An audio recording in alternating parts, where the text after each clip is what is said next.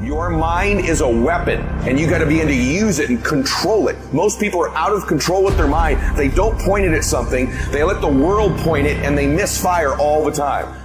You have control over your mind. You just have to assert it. You have to decide that you are going to be in control, that you are going to do what you want to do. And if you understand the mind, it does what you tell it. That's its job. And if you tell it better stuff, you have an amazing life. And if you tell it mediocre stuff, you have a mediocre life. Because there are some things in your life that will make you rock, that slap you out of your stupor and say, this ain't no time to cry. So you got to get used to being a little disappointed. You got to get used to walking into situations and being flexible, because if you are not flexible, you cannot survive. And all of a sudden, life demands that you pick up the pace. If you don't pick up the pace, you're going to be left behind. Because almost all problems can be solved if only you take the time to see them and think them through. That's very easy to understand, and it's very easy to say, but it takes strong character to put it into practice. You live in a world that's flat and two-dimensional. In other words, the impatient person lacks all sense of perspective. Perspective lets you measure your plans and current events against things that have already occurred, and also against your desires and aspirations for the future, then and now, here and there, near and far, need and know, watch and wait.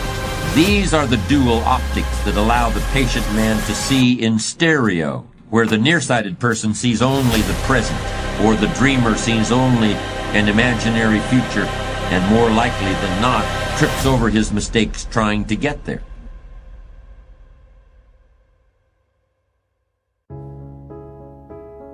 Why is it that most people don't pursue their dreams or don't do better than what they're doing if they're capable of doing it? I think that many of us don't go the next step because we don't know what to do yet. And I say that the reason that we don't even explore the possibility of what to do is because subconsciously we don't believe that it can happen for us, and we don't believe that we deserve it. So here's what I'm suggesting. How much time do you spend working on you? How much time do you spend every day working on your dream? In the last 90 days, how many books have you read? In the last year, what new skill or knowledge have you acquired? What kind of investment have you made in you? So I'm saying that as you begin to look at where you want to go, if you want to make it today, and things are changing so fast you have to literally run to stand still, I'm saying that you've got to make some conscious effort to begin to work to develop you. See, it's out here in the universe. If you don't take the plunge, I guarantee you, somebody else will. Take the plunge. Go into action. And ladies and gentlemen, you will be surprised at how things will come together. You'll be surprised. Now, you're going to have some difficult challenges. I can tell you that now. Be aware of that. Things are not going to work out exactly right. For a time they will, sometimes. And that's when life is just playing a game with you. Ladies and gentlemen, go into action with your dream. And don't avoid where the fights are. Get in the midst of the fight.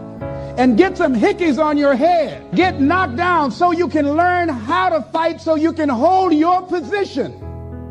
See, most people don't get out in the arena of life because they don't want to fight. Most people don't get out there because they don't want to get knocked down. They don't want to be dropped to their knees. But see, you're going to be dropped whether you're on the field or whether or not you're sitting on the sidelines. You're going to be dropped. So at least get dropped for something. Don't get knocked down while you're sitting down. See, that's how most people are spectators in life. You don't want to be a spectator. You want to get out in the field where the action is. And you will be amazed. After the struggle, there will be a calm period and things will begin to click for you. What would your life be like? And I'm saying to you that all of us who have been entombed by fear have the capacity to resurrect ourselves. Is it easy? No. It's not easy. Can I do it? Yes. What's one of the ways to get started? Some of us need somebody to hold our hands.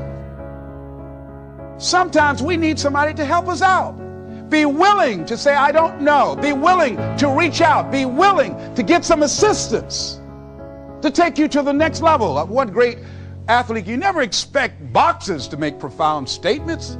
I think it was Joe Frazier who said this one. He says, all of us are like the blind man at some point in our lives standing on the corner, waiting for somebody to lead us across.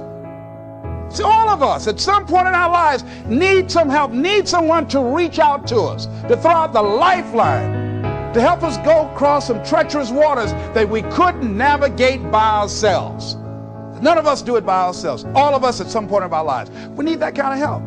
We need that kind of assistance because we grow from the people we have in our lives that can enrich our lives personally, professionally, spiritually, and all the dimensions of our lives. We don't grow in a vacuum. So as you look at yourself, what are the fears you have that maybe you need some help in strengthening yourself in that area? As you assess your strengths and your weaknesses, as you begin to approve yourself and your passions and your dreams and your goals and the things that you want, if you decide to experience all of your true potential, as you decide to manifest all of your greatness, as you decide, wait a minute, what else is available to me out here if I decided to experience the fear of rejection, the fear of no, the fear of failure, the fear of standing by myself? What else is available? Of taking a chance, a fear of losing it all. What else is available to me that will bring some extra meaning and value?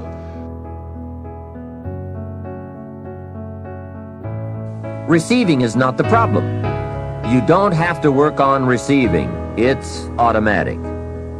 So if receiving is not the problem, what is the problem? It's failing to ask. The man says, I see it now. I got up every day this year and hit it hard, but nowhere in my house is there a list of what I want from my life. Can you see? Good worker, poor asker. Third, receiving is like the ocean. There's plenty, especially in this country. It's like an ocean here. Here, success is not in short supply. It isn't rationed, so that when you step up to the window, it's all gone. No, no. Well, if that's true, what is the problem? Well, the problem is some people go to the ocean with a teaspoon. Have you got the picture? A teaspoon. What I suggest